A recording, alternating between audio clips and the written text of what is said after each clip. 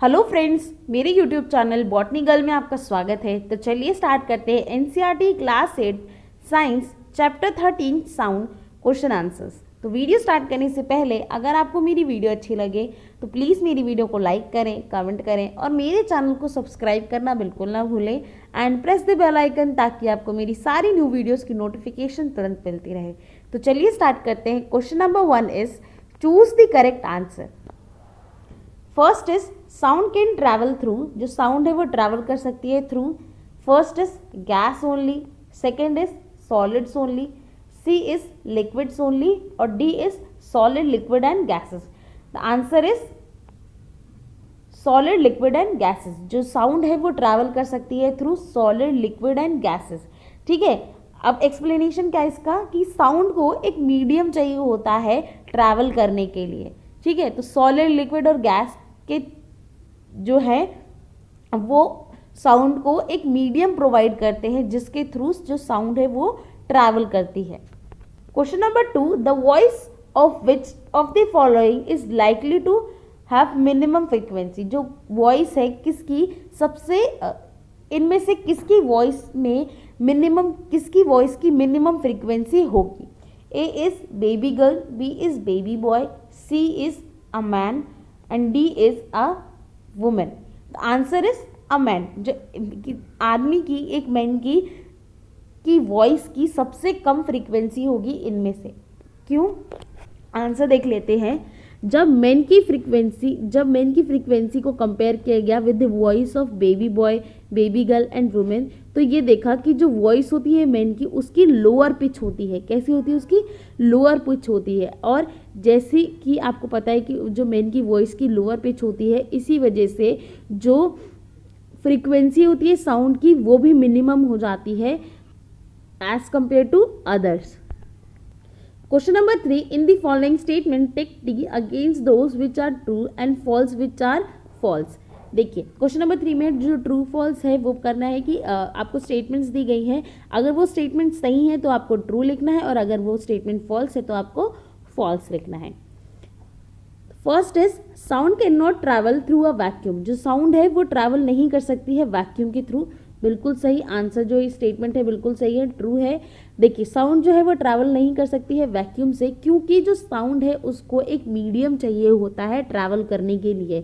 और वो मीडियम है कौन सी चीज़ें प्रोवाइड कर सकती है? सॉलिड, लिक्विड एंड गैसेस जो है वो उसको मीडियम प्रोवाइड कर सकते हैं ट्रैवल करने के लिए। B is a number of oscillation per second of vibrating object is called a time period। देखिए जो नंबर ऑफ ऑसिलेशन है पर सेकेंड किसी भी वाइब्रेटिंग ऑब्जेक्ट के, उसे ही हम टाइम पीरियड कहते हैं। The answer is false. ये जो स्टेटमेंट है ये फॉल्स है। फॉल्स क्यों है? क्योंकि जो नंबर ऑफ ऑसिलेशन पर सेकेंड में किसी भी वाइब्रेटिंग ऑब्जेक्ट के, हम उसे टाइम पीरियड नहीं कहते, हम उसे क्या कहते हैं? फ्रीक्वेंसी। क्या कहते हैं हम उसे? फ्रीक्वेंसी। तो ये स्टेटमेंट जो है वो फॉल्स है। C is if the amplitude of vibration is large the sound is feeble। देखिए अगर एम्पलीट्यूड जो है वाइब्रेशन का वो लार्ज है तो साउंड जो होगी वो फीबल होगी, यानी कि कमज़ोर होगी। तो ये स्टेटमेंट जो है वो फॉल्स है। अगर जो एम्पलीट्यूड है वाइब्रेशन का वो ज़्यादा है तो जो साउंड है वो कैसी होगी? साउंड भी ज़्यादा होगी, लार्ज होगी। तो ये स्टेटमेंट फॉल्स है। Question number 4, for human ears the audible range is 20 hertz to 20,000 hertz. तो ये जो ऑडिबल रेंज है ह्यूमन ईयर्स की, इस रेंज में जो ह्यूमन ईयर्स है वो आवाज़ को सुन सकते हैं। तो ये स्टेटमेंट जो है ये ट्रू है कि 20 हर्ट्ज से 20,000 हर्ट्ज तक की जो रेंज है उसमें ह्यूमन ईयर्स जो है ये एक ऑडिबल रेंज है, इसमें जो आवाज़ है वो सुनाई दे सकती है। D is the lower the frequency of vibration the higher is the pitch. जितनी कम फ्रीक्वेंसी होगी वाइब्रेशन की उतनी ही ज़्यादा पिच हाई होगी। तो इस स्टेटमेंट जो है ये फॉल्स है। इसका एक्सप्लेनेशन क्या है कि अगर जो फ्रीक्वेंसी है वो कम है तो जो पिच होगी वो भी कम होगी, क्योंकि जो पिच है वो डायरेक्टली प्रोपोर्शनल होती है फ्रीक्वेंसी से। अगर पिच जो फ्रीक्वेंसी है वो कम है तो पिच भी कम होगी। तो ये स्टेटमेंट भी फॉल्स है। डी इज अनवांटेड और unpleasant sound is term as noise. जो अनवांटेड और अनप्लीजेंट साउंड होती है, क्या हम उसे म्यूजिक कहते हैं? स्टेटमेंट जो ये फॉल्स है। नहीं, हम उससे क्या कहते हैं? नॉइस कहते हैं। हम उससे नॉइस कहते हैं। ये स्टेटमेंट फॉल्स है। जी इज नॉइज पोल्यूशन में कॉज पार्शियल हेयरिंग इम्पेयरमेंट।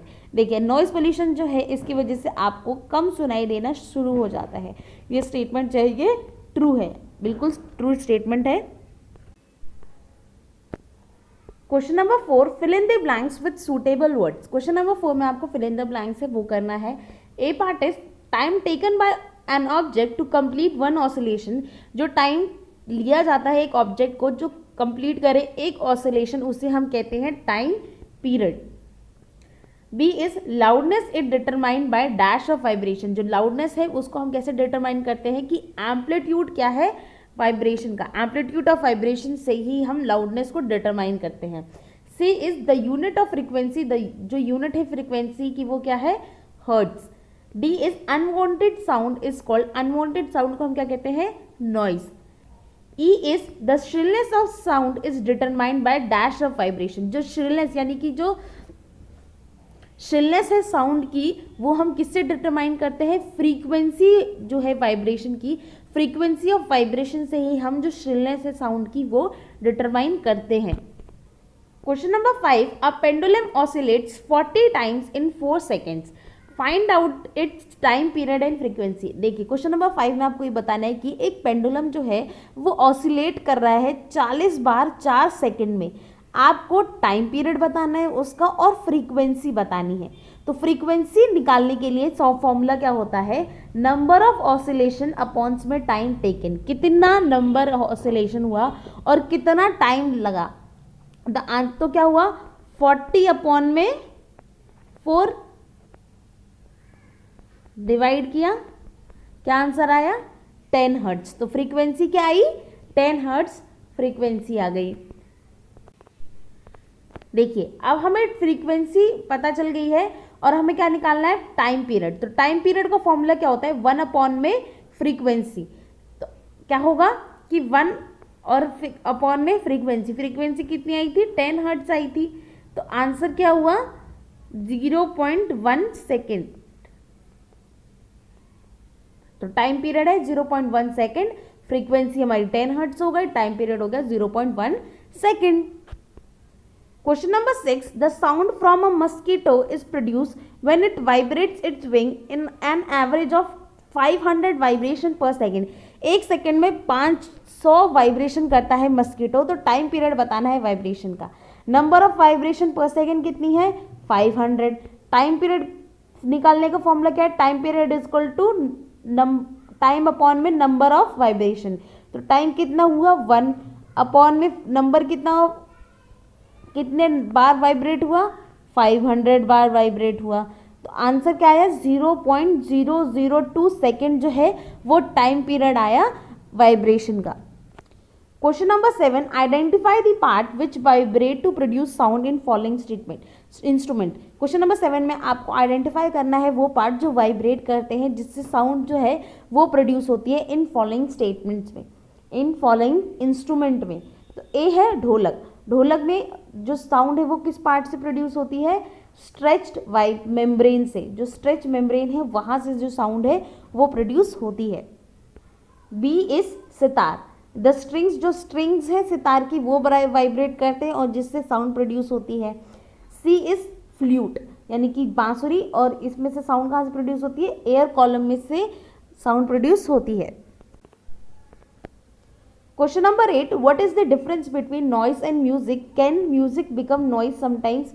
देखिए क्वेश्चन नंबर 8 में आपको बताना है, डिफरेंस बताना है नॉइस और म्यूजिक के बीच में, और क्या आपको ये बताना है कि क्या कभी म्यूजिक नॉइस में कभी कभार बदल जाता है।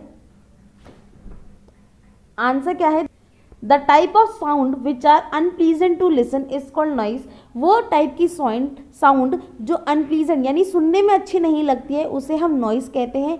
वेयर एज जो साउंड हमें सुनने में अच्छी लगती है और प्रोड्यूस करती है सेंसेशन, उसे हम म्यूजिक कहते हैं। जो सुनने में अच्छी लगे जो प्रोड्यूस करे सेंसेशन, उसे हम म्यूजिक कहते हैं। यस, कभी कभार म्यूजिक जो है वो नॉइस में भी बदल जाता है अगर वो बहुत ज़्यादा लाउड हुआ तो। Question number 9, list the sources of noise pollution in your surrounding. आपको अपने आसपास में जो सोर्सेज हैं नॉइस पोल्यूशन के वो लिखने हैं। First is sound of vehicle, जो व्हीकल्स की साउंड है वो नॉइस पोल्यूशन है। बी इज जो किचन अप्लाइंसेस की उसकी साउंड है, क्रैकर्स की बर्स्ट करने की भी साउंड है, लाउड स्पीकर की, टीवी की, ट्रांजिस्टर की, ये भी मेजर सोर्सेज है नॉइज पोल्यूशन के। Question number 10, explain in what way noise pollution is harmful to human. देखिए आपको क्वेश्चन नंबर 10 में आपको ये बताना है कि क्या क्या तरीके से जो नॉइज पोल्यूशन है वो हार्मफुल होता है ह्यूमन के लिए। देखिए जो नॉइज पोल्यूशन है वो कॉज कर सकता है lack of sleep, anxiety, hypertension, headache, hearing loss, insomnia यानी कि आपको नींद नहीं आती है रात को।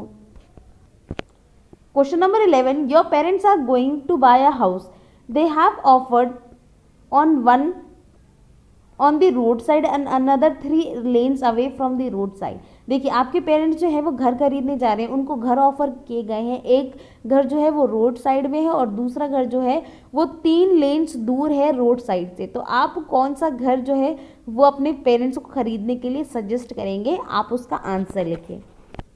I would suggest my parent to buy a house 3 lanes away from the roadside because house on the roadside would much noisy in both day and night due to the running vehicles। देखिए मैं अपने parents को ये suggest करूँगी कि वो वाला घर ले जो 3 लेन्स अवे है रोड साइड से, 3 लेन्स दूर है रोड साइड से, क्योंकि अगर हम रोड साइड वाला घर लेते हैं तो बहुत ही ज़्यादा नॉइजी, बहुत ही ज़्यादा आवाज़ आएगी, क्योंकि दिन रात जो है वो व्हीकल्स जो है वो रोड पे चलेंगे।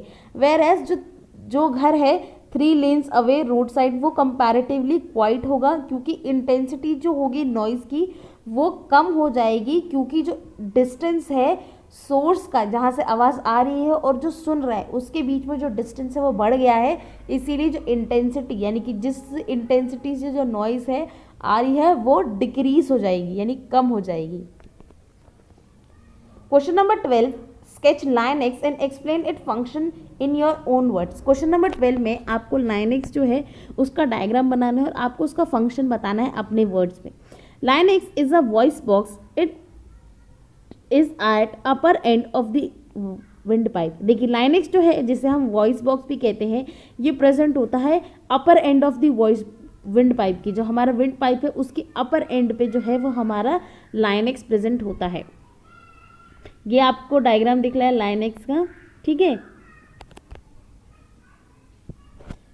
2 vocal cords are stretched across the voice box or लाइनएक्स in such a way that it leaves a narrow slit between them for the passage of air। देखिए जो 2 vocal cords हैं वो इस तरीके से स्ट्रेच है अक्रॉस दी वॉइस बॉक्स, जो voice box है उसके अक्रॉस में ये इस तरीके से स्ट्रेच है कि वो एक छोटी सी पतली सी जगह बना देते हैं जिससे जो वॉइस जिससे जो एयर है उसका पैसेज होता रहता है। अब जब लंग्स जो है वो फोर्स करते हैं एयर थ्रू दी स्लिट, अब जैसे ही लंग्स जो है वो एयर को फोर्स करेंगे स्लिट्स में तो जो वोकल कॉर्ड्स हैं वो हमारे वाइब्रेट करते हैं और जिसकी वजह से जो साउंड है वो प्रोड्यूस होती है और जो मसल अटैच है हमारी वोकल कॉर्ड से वो उसको टाइट करती है और उसको लूज करती है। Question number 13, lightning and thunder take place in a sky at same time and the same distance from us. Lightning is seen earlier whereas thunder is heard later, explain why।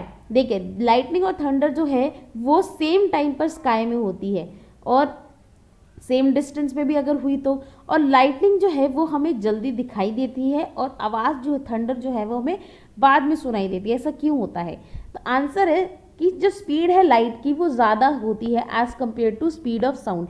जो speed है light की वो ज़्यादा है speed of sound से, इसी वजह से जो आवाज़ है जो लाइट है वो हमें जल्दी दिखती है एज़ कम्पेयर टू साउंड, है ना। जो हमें जब भी बिजली कड़कती है तो हमें पहले बिजली दिखती है फिर बाद में हमें उसकी आवाज़ सुनाई देती है। इसी वजह से जो बिजली है वो हमें पहले दिखती है और उसके बाद हमें उसकी आवाज़ साउंड सुनाई देती है, क्योंकि जो स्पीड है लाइट की वो ज़्यादा है as compare to speed of sound. तो आज के लिए इतना ही। अगर आपको मेरी वीडियो अच्छी लगे तो प्लीज़ मेरी वीडियो को लाइक करें, कमेंट करें और मेरे चैनल को सब्सक्राइब करना बिल्कुल ना भूलें and press the bell icon ताकि आपको मेरी सारी न्यू वीडियोज़ की नोटिफिकेशन तुरंत मिलती रहे। Thank you so much.